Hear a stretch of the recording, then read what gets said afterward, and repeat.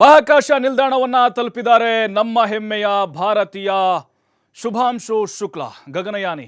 ನಿಗದಿತ ಸಮಯಕ್ಕಿಂತ ಮೊದಲೇ ಪ್ರವೇಶವನ್ನ ಮಾಡಿದ್ದಾರೆ. 42 ನಿಮಿಷ ಮೊದಲೇ ಪ್ರವೇಶಿಸಿದ್ದಾರೆ 4 ಗಗನಯಾತ್ರಿಗಳು. ಈ ಮೊದಲು ಸಂಜೆ 4:30ಕ್ಕೆ ಸಮಯ ನಿಗದಿಯಾಗಿತ್ತು. ಆದರೆ ಈಗ 42 ನಿಮಿಷಗಳ ಮೊದಲೇ ಪ್ರವೇಶವನ್ನ ಮಾಡಿದ್ದಾರೆ. ನೋಡಿ, ನಾವು ಅಂದುಕೊಂಡಂಗೆ ನಾವೇನು ಭಾರತೀಯರು ನಿರೀಕ್ಷೆ ಮಾಡ್ತಾ ಇದ್ವಿ, ಶುಭಾಂಶು ಶುಕ್ಲು ಸೇಫ್ ಆಗಿ ISS ಏನಿದೆ ಆ ಒಂದು ಅಂತಾರಾಷ್ಟ್ರೀಯ ಬಾಹ್ಯಾಕಾಶ ನಿಲ್ದಾಣ ಏನಿದೆಯಲ್ಲ ಅಲ್ಲಿ ಹೋಗಿ ತಲುಪಲಿ ಅಂಥೇಳಿ ನಿಗದಿತ ಸಮಯ ಏನಿತ್ತು ಅದಕ್ಕಿಂತ ಮುಂಚೆನೇ, ಅಂದರೆ 42 ನಿಮಿಷಕ್ಕೆ ಮುಂಚೆನೇ ಈಗ ಅವರು ತಲುಪಿದ್ದಾರೆ. ಹಾಗಾಗಿನೇ ಮುಂದೆ ಪ್ರಯೋಗಗಳು ಖಂಡಿತವಾಗ್ಲೂ ನಿರಂತರವಾಗಿ ನಡೆಯುತ್ತೆ. ಅದರಲ್ಲೂ ಶುಭಾಂಶು ಶುಕ್ಲಾ ಅವರ ಈ ಒಂದು ಶುಭಾರಂಭ ಏನಿದೆ, ಅವರ ಪ್ರಯಾಣ ಅಂದರೆ ISS-ನ ತಲುಪಿದ್ದಾರೆ, ಈಗ ಲ್ಯಾಂಡ್ ಆಗಿದ್ದಾರೆ. 42 ನಿಮಿಷಗಳ ಮೊದಲೇ ಈಗ ಅಲ್ಲಿ ಎಂಟ್ರಿ ಆಗಿದ್ದಾರೆ. ನೋಡ್ತಾ ಇದ್ದೀವಿ ದೃಶ್ಯಗಳನ್ನ. ಡಾಕಿಂಗ್ ದೃಶ್ಯ ಇದು. ನೋಡಿ ಅಲ್ಲಿ ಹೇಗೆ ISS-ಗೆ ಅಂದರೆ ಅಂತಾರಾಷ್ಟ್ರೀಯ ಬಾಹ್ಯಾಕಾಶ ನಿಲ್ದಾಣದತ್ತ ಲ್ಯಾಂಡ್ ಆಗ್ತಿದ್ದಾರೆ ಅಂಥೇಳಿ. ನಿಗದಿತ ಸಮಯಕ್ಕಿಂತ ಮೊದಲೇ ಹೋಗಿರುವುದು. 14 ದಿನಗಳ ಕಾಲ ಶುಭಾಂಶು ಶುಕ್ಲಾ ಸೇರಿ 4 ಗಗನಯಾತ್ರಿಗಳು ಅಲ್ಲೇ ಉಳಿಯಲಿದ್ದಾರೆ. ಹಲವು ಪ್ರಯೋಗಗಳನ್ನು ಮಾಡಲಿದ್ದಾರೆ. ಸುಮಾರು 60 ಪ್ರಯೋಗ ನಡೆಯುತ್ತೆ. ಭಾಳ ಕೌತುಕವಾದಂಥ ಕ್ಷಣ ಇದು. ಆ ದೃಶ್ಯದಲ್ಲೇ ಗೊತ್ತಾಗುತ್ತೆ ನಮಗೆ ಡಾಕಿಂಗ್ ಆಗ್ತಿರುವಂಥ ದೃಶ್ಯ ಇದು. ನೋಡಿ, ಫಾಲ್ಕನ್ 9 ಅನ್ನುವಂಥ ರಾಕೆಟ್ ಮೂಲಕ ಆ ಒಂದು ಗಗನ ಯಾನ ಏನು ಕೈಗೊಂಡಿದ್ರು ಸಕ್ಸಸ್ ಆಗಿದೆ. ನಿನ್ನೆ 12 ಗಂಟೆ 1 ನಿಮಿಷಕ್ಕೆ ಪೋಲೆಂಡ್ನಿಂದ ಲಾಂಚ್ ಆಗಿತ್ತು ಗಗನ ನೌಕೆ. ಈಗ ಸೇಫ್ ಆಗಿ ಲ್ಯಾಂಡ್ ಆಗಿದೆ. 42 ನಿಮಿಷಗಳ ಮುಂಚೆ ಹೋಗಿದ್ದಾರೆ. ಆಕ್ಸಿಯಂ 4 ಲಾಂಚಿಂಗ್ ಈಗ ಸಕ್ಸಸ್ ಆಗಿದೆ.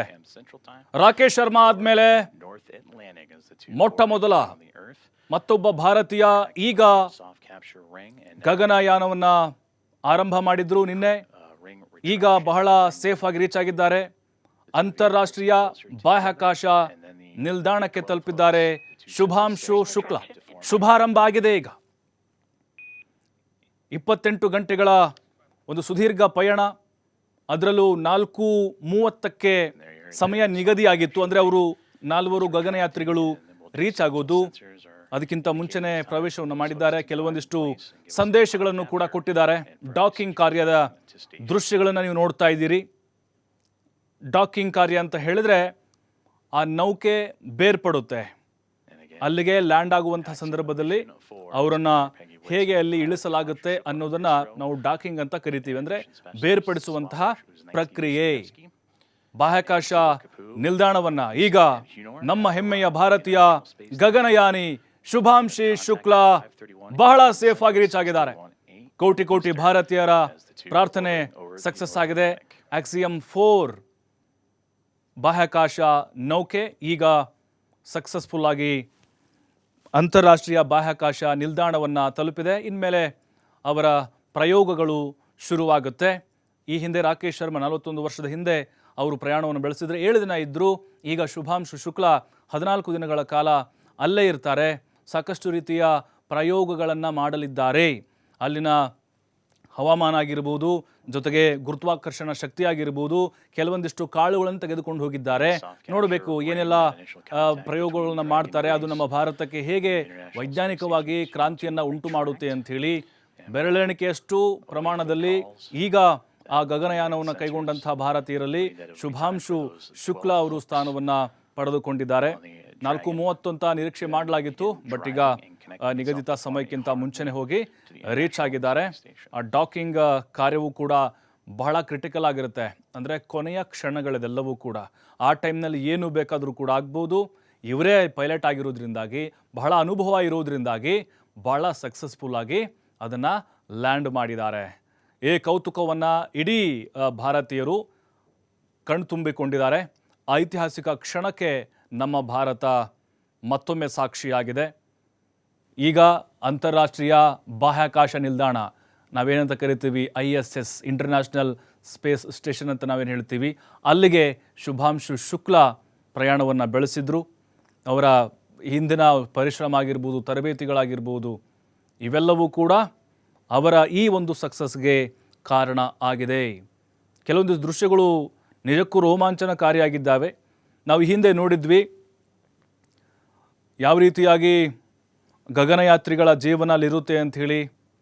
ಅವರು ಹೋಗುವಾಗ ಕೆಲವೊಂದಿಷ್ಟು ಸಲಕರಣೆಗಳನ್ನು ತೆಗೆದುಕೊಂಡು ಹೋಗಿದ್ದಾರೆ ಮತ್ತು ಭಾರತೀಯ ಆಹಾರಗಳನ್ನು ಕೂಡ ತೆಗೆದುಕೊಂಡು ಹೋಗಿದ್ದಾರೆ. ಅವು ಯಾವುದಿಷ್ಟನೋ ಅದನ್ನು ತೆಗೆದುಕೊಂಡು ಹೋಗಿದ್ದಾರೆ. ಬಟ್ ಈ ಒಂದು ಯಾನ ಇದೆಯಲ್ವಾ, ಇದು ಭಾರತದ ಪಾಲಿಗೆ ನಿಜಕ್ಕೂ ಕೂಡ ಒಂದು ರೀತಿ ಹಿಸ್ಟಾರಿಕಲ್ ಮೂಮೆಂಟ್ ಅಂತ ಹೇಳ್ಬೋದು. ಅದರ ಜೊತೆಗೆ ಬಾಹ್ಯಾಕಾಶ ಕ್ಷೇತ್ರದಲ್ಲಿ ನಮ್ಮ ಭಾರತದ ಒಂದು ಸಾಧನೆ, ಬೆಳವಣಿಗೆ ಮತ್ತಷ್ಟು ಉತ್ತುಂಗಕ್ಕೆ ಏರಿದೆ ಅನ್ನೋದು ಕೂಡ ನಮಗೆ ಗೊತ್ತಾಗ್ತಾ ಇದೆ. ಶುಭಾಂಶು ಶುಕ್ಲಾ ಅವರ ಶುಭದ ಆರಂಭ ಇದು. ನಿನ್ನೆ 12:01 ಸರಿಯಾಗಿ ಲಾಂಚ್ ಆಯಿತು.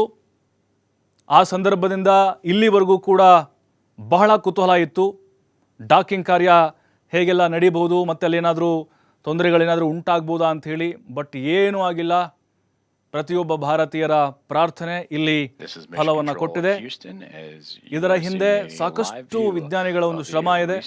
ಉಳಿದಂತೆ ಅಮೆರಿಕ, ಫ್ಲೋರಿಡಾ, ಹಂಗೇರಿ ಅವರೆಲ್ಲರೂ ಕೂಡ, ಅಂದರೆ ಬೇರೆ ಬೇರೆ ದೇಶದ ಗಗನಯಾನಿಗಳು ಕೂಡ ಸೇಫ್ ಆಗಿ ಲ್ಯಾಂಡ್ ಆಗಿದ್ದಾರೆ. Sławomir Uznański-Wiśniewski and Tibor Kapu arrive to the International Space Station. Soft capture and contact at 5:31 a.m. Central Time, 6:31 a.m. Eastern, as the two were orbiting above the